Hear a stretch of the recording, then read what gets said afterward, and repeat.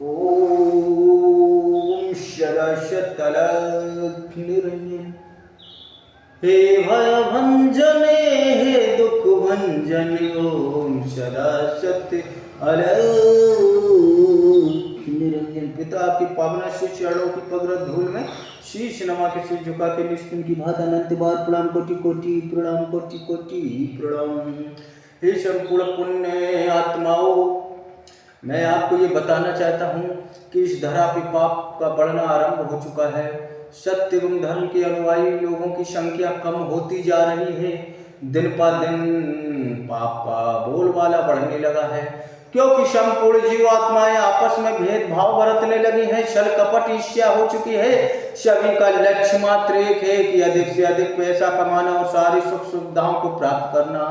ऐसे में ना उन्हें ज्ञान से मतलब, ना बुद्धि विद्या की प्राप्ति से मतलब। एक अल्प आयु जीवन जो 60-65 वर्ष का रह गया है, और ऐसे में एक इतना बड़ा अवसर आप गंवा रहे हैं कि 60-65 वर्ष की आयु में अगर हम नियमित निष्दिन अलख निरंजन परम पिता पार ब्रह्म परमेश्वर जी परमात्मा का सिमरन जाप करना आरंभ करेंगे, तो इस 65 से 60 वर्ष की आयु में हम सीधा मोक्ष को प्राप्त हो जाएंगे। ये किसी ने नहीं सोचा। सिर्फ 84 लाख योनियों के चक्कर में आप फंसना चाहते हैं, आप बंधना चाहते हैं, और हम वहां से इस धरा पे अवतरित होके परमात्मा से ज्ञान प्राप्त करके और ये कह के आए कि हम संपूर्ण जीवात्माओं को तारणहार करके मोक्ष दायनी बना देंगे। ये कैसे संभव हो पाएगा जब हमारे आप ना बातों को सुनते हैं हमें, तो आप गलत फहमी में पड़ गए कि ये तो पता नहीं कैसा हो, क्या है, पाखंडी है। मैं आज अपने इस आपको माध्यम से चेताना चाहता हूँ कि हमें ना कोई आडंबरी है, ना कोई धर्म गुरु हैं। हम तो सभी धर्म हमसे और ये सभी कार्य हमसे, फिर हम तो सिर्फ यहाँ आपको चेताने आए हैं कि सुधर जाओ, 84 लाख योनियों के चक्कर मत काटो, अंत समय में मोक्ष को प्राप्त कर लो। इससे बड़ा ब्रह्म ज्ञान आपको कहीं प्राप्त नहीं होगा। इस धरा पर जब भी भगवान विष्णु के कोई ना कोई अवतार होते चले आए हैं, और सबसे बड़े 2 अवतार हैं जो निराकारी निर्गुण अलख निरंजन पिता के स्वयं स्वरूप को दर्शाते हैं, और उन्हीं के अवतार मानना चाहिए। सिर्फ एक वामन अवतार जिन्होंने पूरी पृथ्वी को 3 पक्ष से नाप लिया था, और दूसरा गुरु दत्तात्रेय जी अवतार।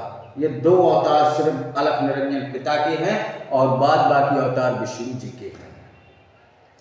हम ये चेताना चाहते हैं कि संसार में आकर के संसारिक गर्भवतियों से आप बंध गए, ऐसे मुमायम बंध गए कि सिर्फ पैसे की भूख, सिर्फ पैसा पैसा पैसा, और उसके बाद तुम्हें कुछ भी करना पड़े, उस पैसे के बदले में आप झूठ बोलेंगे, गलत कार्यों में करेंगे, किसी को आप मार काट भी सकते हो उसी पैसे के लालच के चक्कर में।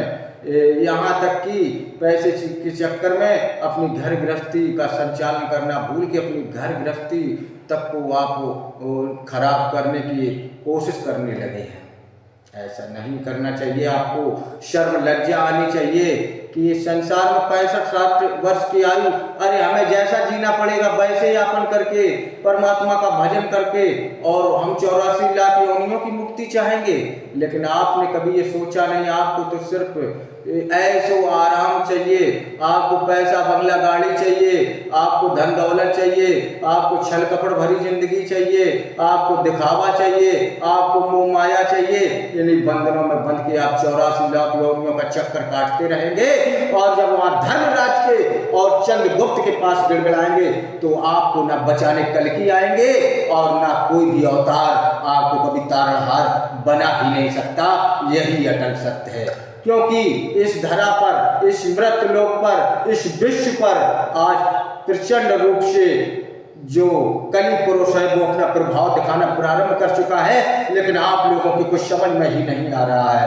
आपको वो जादू टोना दिखाएंगे, आपको बरगलाएंगे, बहलाएंगे, आपसे नियमित गलत कार्य कराएंगे, आपको प्रताड़ित करेंगे, आपको पैसे के लालच लोग देके आपको सत्कर्मों से दूर रखा जाएगा। कहीं आप मोक्षदायी ज्ञान ना प्राप्त कर ले, मोक्ष को प्राप्त ना हो जाएं। आपको जगह जगह नुक्कड़ पे, जगह जगह सभाओं द्वारा आपको संबोधित किया जाएगा। आपको शब्द आधा अधूरा ज्ञान, सिर्फ मिथ्या ज्ञान जो आपको 84 लाख योनियों में भोगने के लिए तैयारी करने का ज्ञान है, वो समर्पित धर्म गुरुओं द्वारा किया जाएगा, जो कि कली का आदेश मानने वाले वो धर्म गुरु होंगे। वो धर्म गुरु अयासी का अड्डा बने होंगे। सत्य एवं धर्म से उन्हें कोई मतलब नहीं, उन्हें धन एकत्रित करना और ऐशो आराम करना उनका एक नियमित कर्म है। और परमात्मा के जो आदेश वाले शिष्य हैं, उन गणों की सेवा भक्ति बताएंगे और आपको सच्चा ज्ञान कभी नहीं दे पाएंगे। क्योंकि आज से जितने भी रामकृष्ण के अवतार हुए हैं, उनसे ताकतवर हमेशा उनके जो सामना करने के लिए प्रकट हुए।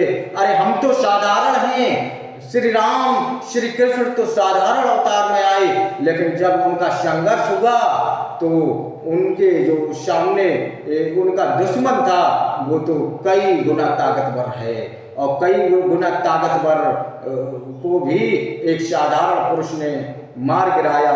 यही कल्कि जी सिखलाते हैं कि हम तो साधारण हैं, सत्य एवं धर्म का ज्ञान सिखलाने आए हैं इस धरा पे। जान सको, पहचान सको, उठो जागो, सभी अवतारों में सर्वश्रेष्ठ कल्कि अवतार इसलिए है कि वो मोक्ष का ज्ञान पहली बार इस धरा पे लेके आया है। अभी तक के जो अवतार आए हैं वो राजा रजवाड़े की जिंदगी जिए और चले गए और मोक्ष नहीं प्राप्त कर सके। स्वयं श्री कृष्ण और राम जी भी मोक्ष को नहीं प्राप्त कर सके। इसलिए कल के रूप में जब आदेश अलख निरंजन पिता का मिला तो कल्कि जी स्वयं मोक्ष का ज्ञान देके संपूर्ण जीवात्माओं को तारने आए हैं। हे प्यारी जीवात्मा, उठो जागो, समय आ चुका है। ना कहीं युद्ध, ना कहीं तलवार, अरे छोटी सी अल्पायु में तुम्हें हम मोक्ष का ज्ञान सिखलाएंगे। सत्य एवं धर्म के पथ मार्ग पे चलो, छल कपट को त्याग दो। 65-60 वर्ष की आयु में सिर्फ सत्य बोलना है, और सत्य बोलना हम अपने घर से, हम माता पिता के आदेशों का पालन करके इसे हम अपने जीवन में तय करके निश्चित करेंगे कि हम घर से माता पिता के आदेश वचनों का पालन करेंगे नियमित निश्चित, और सत्य एवं धर्म की ध्वजा फहराएंगे विश्व में। तभी शांति कायम होगी, तभी कल्कि जी प्रसन्न होंगे, तभी अलख निरंजन पिता प्रसन्न होंगे। जय हो, जय हो, जय हो। अलख निरंजन पिता के पावन श्री चरणों की पग धूल में नियमित निश्चित अनंत बार प्रणाम, कोटि कोटि प्रणाम, कोटि कोटि प्रणाम, कोटि कोटि प्रणाम। जय हो।